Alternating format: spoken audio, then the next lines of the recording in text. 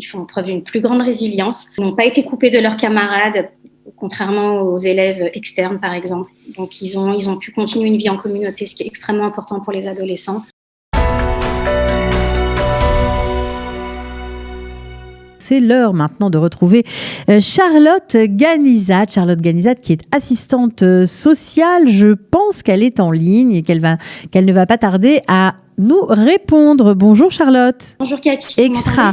Mais bien sûr, on vous voit en plus. Ravie de vous retrouver ce matin. Alors vous êtes assistante sociale, vous travaillez dans un établissement bien connu des francophones, Mikvé Israël, le lycée franco-israélien, dirigé par Ruth Ben Simon. Et vous êtes, on va dire, vous avez de l'expérience, plus de 15 ans dans le métier, donc vous êtes en prise avec les adolescents depuis toujours. Alors on voudrait savoir d'abord comment ça se passe à Mikvé Israël, vous qui n'avez pas arrêté, a priori, vous tournez à plein régime. Exactement, Cathy, c'est exactement ça. On tourne à plein régime depuis maintenant plusieurs mois. Écoutez, ça se passe, j'ai envie de vous dire que ça se passe curieusement, beaucoup mieux que ce qu'on avait pu imaginer, prévoir. Contrairement à l'année dernière, au mois de mars, quoi, quand tout ça nous est un petit peu tombé dessus sans préparation, on avait dû fermer l'internat, parce que je précise que je suis assistante sociale à l'internat, d'accord ? Oui, à l'internat, bien sûr. Fermer l'internat de façon très rapide, très soudaine, sans préparation, selon bien sûr les directives du Misrad Hachinour. D'accord ? Nous, on fonctionne complètement avec ce qu'ils nous disent de faire, donc on doit l'appliquer rapidement. Donc, l'année dernière, on avait dû fermer l'internat. Il n'a réouvert qu'au mois de mai. La plupart de nos élèves sont donc rentrés, qui vivent en France avec leurs parents, sont donc rentrés en France. Et à notre grande surprise, ils sont quasiment tous revenus pour entamer cette nouvelle année. Ils nous ont fait confiance et on les en remercie énormément pour entamer cette nouvelle année. Et cette nouvelle année, honnêtement, se passe, comme je vous l'ai dit, mieux que prévu. L'internat n'a pas refermé du tout. Comme vous l'avez dit, on fonctionne on est même en sur-régime depuis le mois de septembre. Et les élèves j'ai envie de vous dire, s'adaptent. Alors, ils s'adaptent, ils sont plus résilients que les adultes, c'est plus simple pour eux parce qu'on entend beaucoup de choses. Mais là, vous, c'est un petit peu un cas particulier parce qu'ils sont ensemble, en communauté. Ils ne sont pas seuls face à leurs écrans puisqu'ils sont à l'école tout simplement et ils dorment ensemble. Exactement, c'est exactement ça. Oui, moi je pense que oui, ils font preuve d'une plus grande résilience. Ils n'ont pas été coupés de leurs camarades, contrairement aux élèves externes, par exemple. Donc, ils ont pu continuer une vie en communauté, ce qui est extrêmement important pour les adolescents. Certaines activités, bien qu'on est quand même assez restreint, je dois le dire, au niveau de ce qu'on peut leur apporter, au niveau des activités, ce n'est pas comme d'habitude, ça c'est certain, mais ils font preuve, je pense qu'ils sont venus prêts. Ils savaient qu'on allait passer une année particulière. Ils savaient qu'il fallait qu'on fasse preuve de souplesse. Nous, les adultes, l'équipe, on fait preuve de souplesse. On montre qu'on gère, qu'on est... Franchement, je pense que ce qu'on leur dégage, ça se ressent beaucoup chez les élèves. Et ils s'adaptent avec nous. Alors, à quoi consacrent-ils leur temps, Charlotte ? Alors, d'abord, c'est vrai que, comme vous l'avez dit, les élèves de l'internat, ils ont été assez privilégiés puisque d'abord, ils ont pratiquement toujours eu des cours en présentiel, contrairement aux autres élèves. Encore une fois, le ministère de l'Éducation leur a autorisé. C'était pas tous les jours qu'on jonglait, mais donc ils avaient cours. Donc, en fait, d'abord, ils sont très investis dans leur scolarité. Il faut savoir qu'ils n'ont pas décroché. Les conseils de classe ont eu lieu. On est franchement tous très satisfaits de leur évolution scolaire.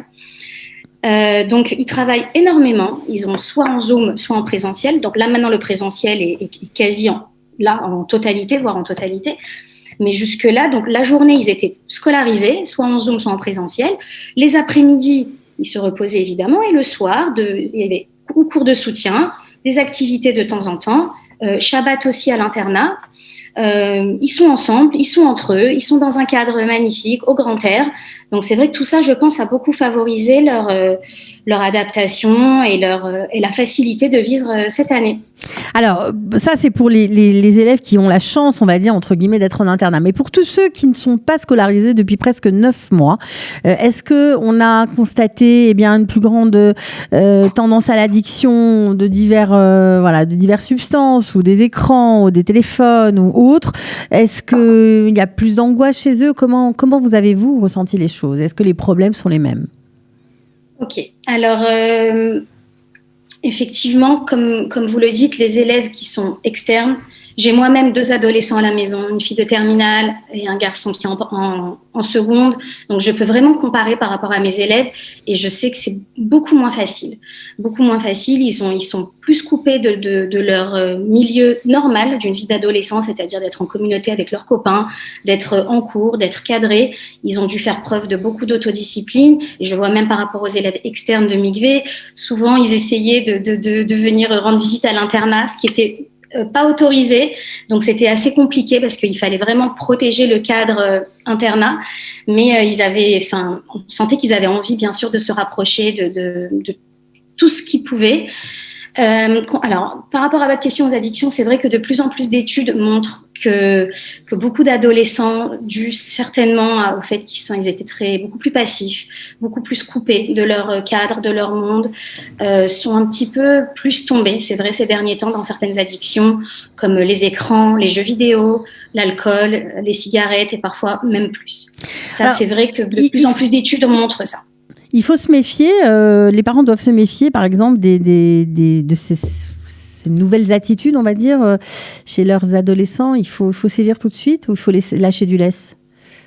Évidemment qu'il faut se méfier. Je pense que chaque parent est capable de pouvoir analyser, identifier des changements chez son enfant et ne pas hésiter à demander de l'aide auprès de professionnels si besoin. Si vous sentez que votre enfant se renferme sur lui-même, est différent, a besoin de substances extérieures à lui-même pour pouvoir ressentir du bien-être, c'est sûr que tout ça, c'est suspect. Donc, c'est aux parents vraiment de sentir ça, ne pas hésiter à aller vers lui, à parler à son enfant, à communiquer, à comprendre que les enfants, les ados, passent vraiment, je pense, une période pas simple, parce qu'il faut savoir que l'adolescence, c'est quand même une courte période. Ça dure pas 30 ans une adolescence, c'est surtout les années lycée, c'est finalement 3 ans, seconde, première, terminale. Lorsqu'on enlève 1 an de sa vie, on se comprend, c'est-à-dire pas qu'on enlève, mais lorsqu'on enlève 1 an en tout cas au niveau de la routine d'un adolescent, c'est beaucoup, c'est très significatif pour lui et ils le ressentent beaucoup, ils sentent qu'on leur a vraiment pris 1 an de leur adolescence avec tout ce que ça comporte. Alors, vous parlez justement des terminales. On sait que c'est une année charnière en Israël pour tout ce qui est orientation, que ce soit garçon ou fille, il y a l'armée, il y a les mérinotes, il y a beaucoup de décisions à prendre. Est-ce que là aussi, les parents, peuvent les aider? Est-ce qu'on peut se tourner vers des organismes pour essayer de donner une meilleure orientation? Puisque là, ils en sont un petit peu privés, il faut bien le dire. Tout à fait. D'abord, c'est vrai que les terminales, moi j'ai vraiment constaté, je pense pas être la seule à avoir constaté que la classe de terminale est la classe qui est, on va dire, bon, ils sont dans leur bac, ils veulent réussir leur scolarité, ça c'est sûr, mais où il y a quand même des modifications majeures. Je pense qu'aucun élève de terminale a rêvé dans sa vie de vivre comme ça une année de terminale, sans Tiul Shnati par exemple, c'est la grande excursion annuelle que les terminales attendent tant, il y en a qui ont le voyage en Pologne, il y a beaucoup de préparation justement à leur orientation post-bac, beaucoup de choses qui sont organisées d'habitude où cette année c'est plus compliqué, c'est par Zoom, on est beaucoup plus limité et restreint dans ce qu'on peut apporter aux élèves de terminale. Donc, c'est vrai que c'est très important d'abord de les faire déstresser. Moi, je sais que c'est comme ça que je fais, et avec mes élèves et avec ma fille aussi qui est en terminale, c'est-à-dire de dire, bon, voilà, on va fonctionner différemment. C'est vrai que c'est pas évident pour un ado qui a toujours fonctionné et qui s'est toujours imaginé que ça allait se passer comme ça. Tout d'un coup, il arrive au moment, à l'instant T, ça ne se passe pas comme ça. Donc, il faut vraiment faire preuve, je pense, de beaucoup de souplesse et leur faire comprendre que même si c'est par Zoom et même si c'est différent, ils ne vont pas rater leur post-bac. Ils trouveront chaussures à leurs pieds sans aucun doute et beaucoup discuter avec eux. Donc, pour l'internat, nous, c'est vrai que c'est encore une fois, c'est plus facile parce que c'est un package. On est là pour aider à tout ça. Pour les parents, effectivement, alors prendre contact avec différentes associations, les accompagner, beaucoup discuter avec les enfants et surtout ne pas les faire culpabiliser, leur dire que tout ira bien. Parce que moi, j'ai aucun doute que tout ira bien. Faut les rassurer, d'accord. Alors, ça on comprend bien juste pour ceux qui sont en internat et pour les autres, vous qui êtes sur le terrain, est-ce que les problèmes avant qui datent d'avant le corona, pour lesquels on venait peut-être vous consulter, est-ce qu'on continue de venir vous consulter pour la même chose?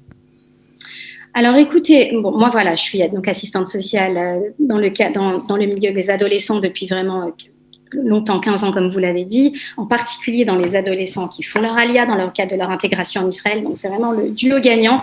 Et c'est vrai qu'il y a toujours beaucoup de questions de remise en cause, de questions identitaires. Si les enfants ont fait leur alia avec les parents, est-ce que c'est vraiment ce qu'ils voulaient? Est-ce que c'est leur propre choix?